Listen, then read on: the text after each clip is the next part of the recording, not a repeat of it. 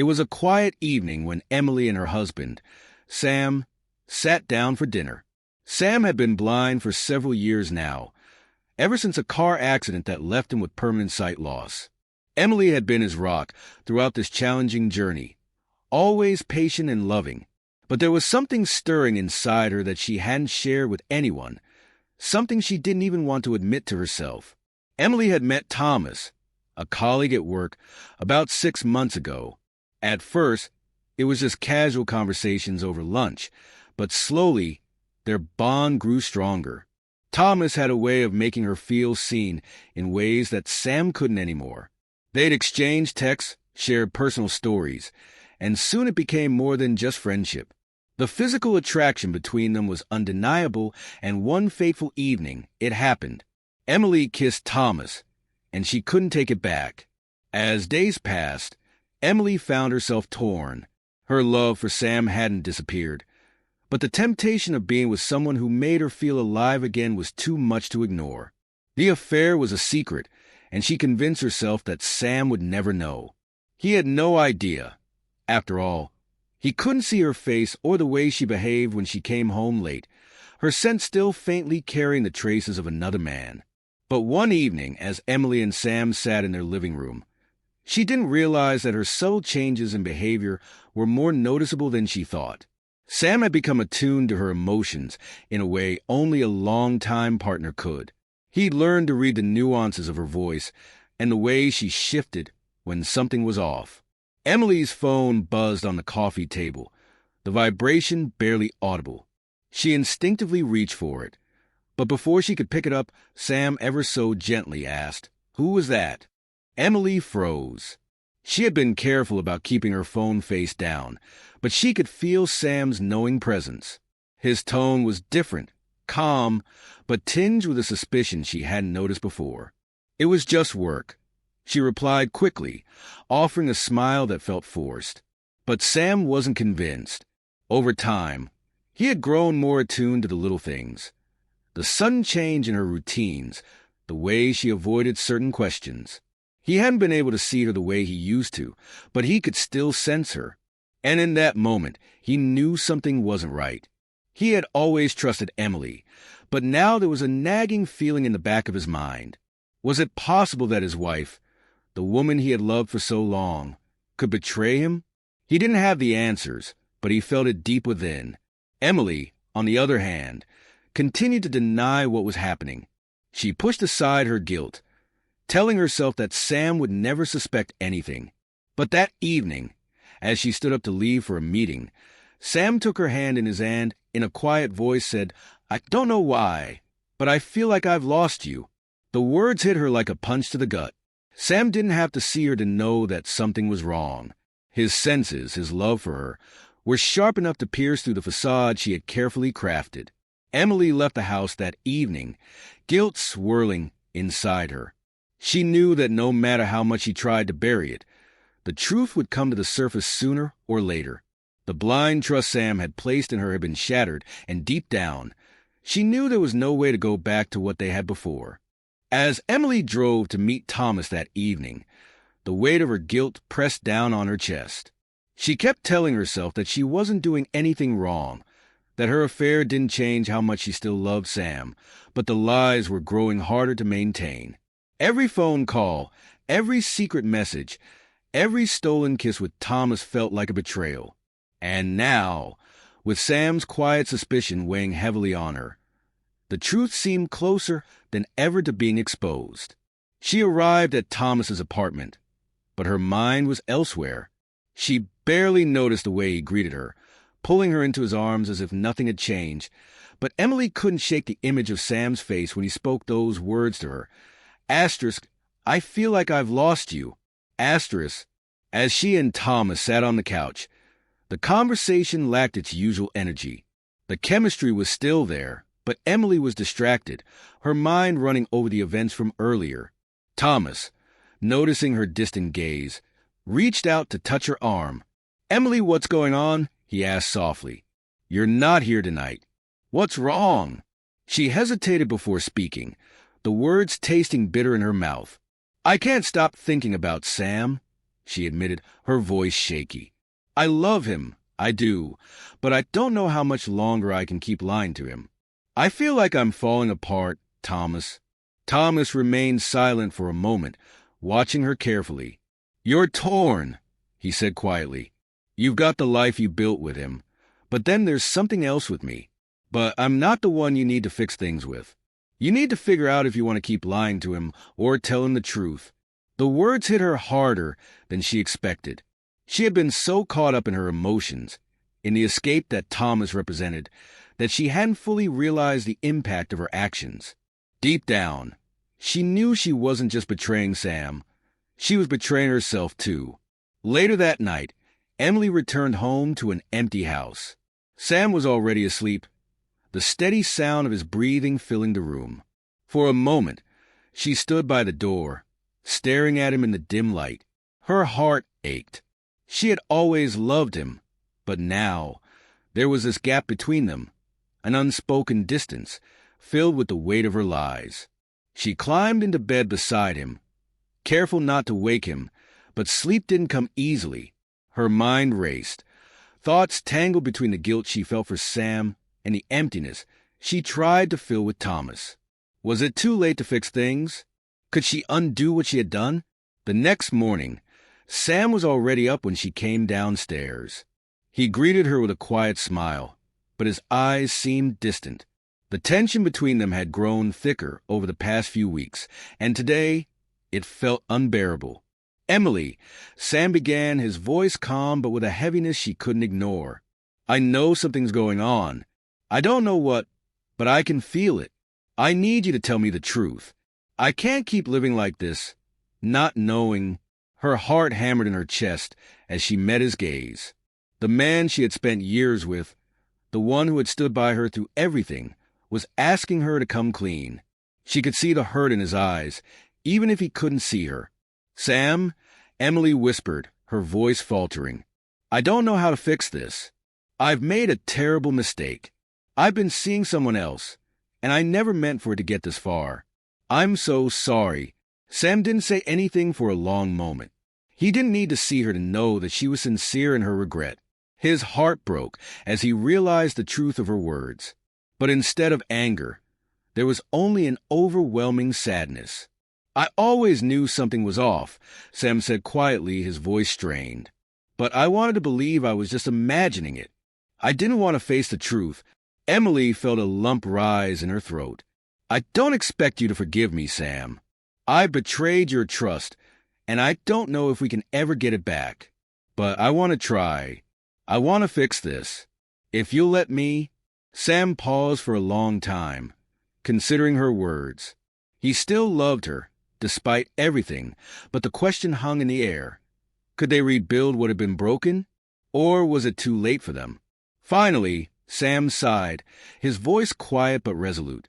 I don't know if we can fix this, Emily, but we can try.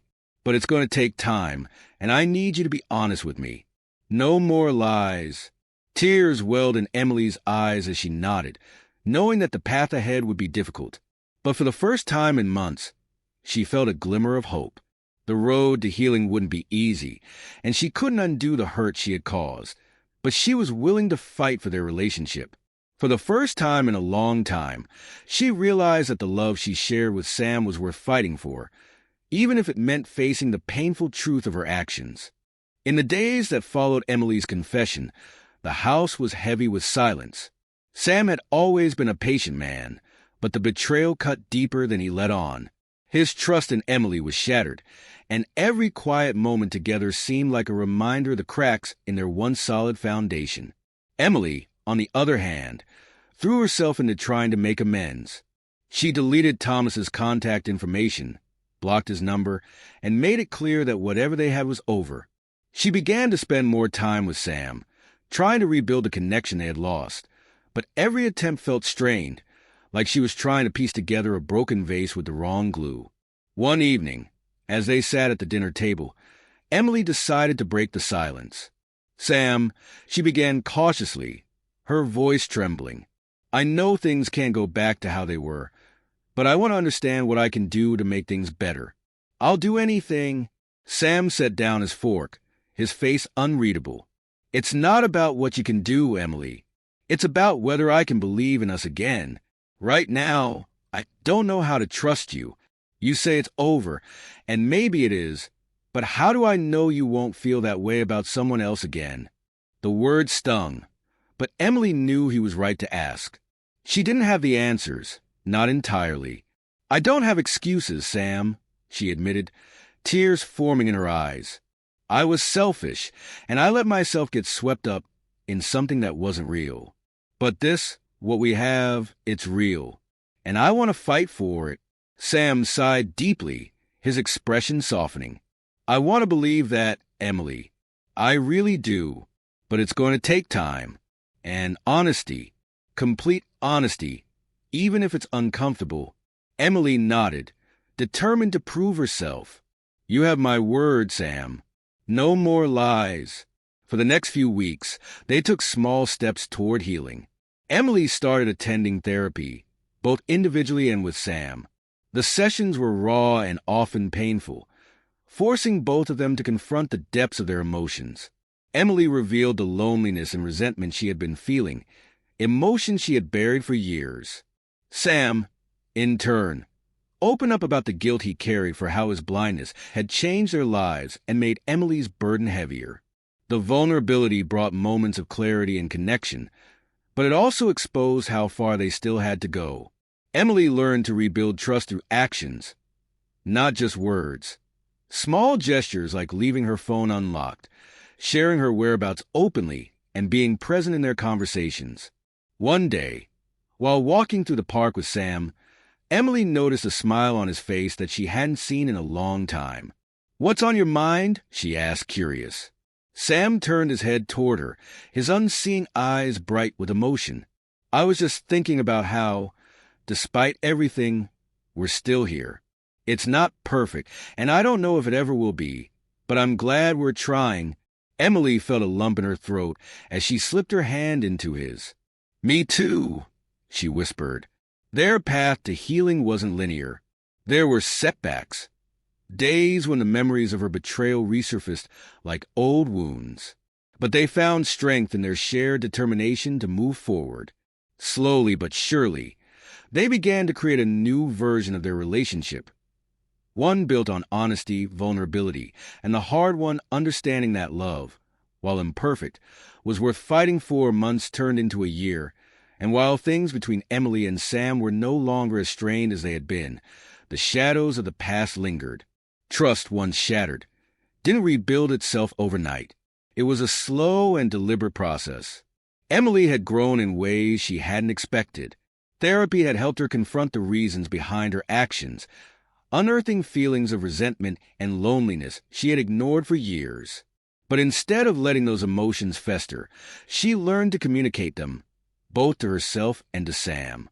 For the first time, they began to talk about the ways they had both changed since his accident, the silent expectations that had built up between them, and the wounds they had hidden. Sam, too, was changing. His initial heartbreak had left him cautious and guarded, but he found himself rediscovering the strength of his bond with Emily. Her openness, her willingness to admit her flaws and take responsibility, softened the edges of his pain. He still had moments of doubt, flashes of insecurity that whispered in his mind late at night, but he began to trust her actions more than her words. One evening, as they sat on their porch watching the sunset, or rather, as Emily described it to Sam in vivid detail, a small but important shift occurred. "You make it sound beautiful," Sam said softly, tilting his head as if trying to see the colors through her words. "It is," Emily replied, her voice warm. "But I think what makes it truly beautiful is that I get to share it with you." Sam chuckled lightly, shaking his head. "I don't know if I'll ever understand how you see the world, but I'm glad you're sharing it with me again." There was a pause, the kind that felt full of meaning. Emily reached out and took his hand, her touch gentle but firm. "I'm not going to let go again, Sam. I promise." In the following weeks, Emily began to focus more on creating new memories with Sam. They took a pottery class together, something she'd always wanted to try, and something Sam could do by feel alone. She planned weekend getaways to places that offered sensory experiences he could enjoy, like hot springs and fragrant gardens. They started to rebuild not just trust, but joy in each other's company. One day, while sorting through an old drawer, Emily stumbled upon a photo of them from their early years of marriage. Sam's eyes were bright and full of life, his arm wrapped protectively around her shoulders as they laughed at something off-camera. She stared at the image, her chest tightening with a mix of nostalgia and regret. That evening, she showed Sam the photo, describing it to him in detail. "We look so happy," she said, her voice tinged with sadness. "I want us to feel that way again." Sam ran his fingers over the edges of the photo, as if trying to capture the memory through touch. "We were happy," he said, "and I think we can be again. It won't look the same, Emily, but maybe it doesn't have to." His words stayed with her, a reminder that healing didn't mean returning to who they once were. It meant creating something new together. Over time, their relationship became stronger, not because they forgot what had happened, but because they faced it head-on. They learned to embrace the imperfections in themselves and in each other. And though the scars remained, they found that love, when nurtured with honesty and effort, could grow even in the harshest conditions. One night, as they lay in bed, Sam turned to Emily and said, "Thank you for not giving up on us." Emily, her voice thick with emotion, replied, "Thank you for giving us another chance." In that moment, they knew their journey wasn't over, but they also knew they were walking it together, hand in hand, stronger than ever.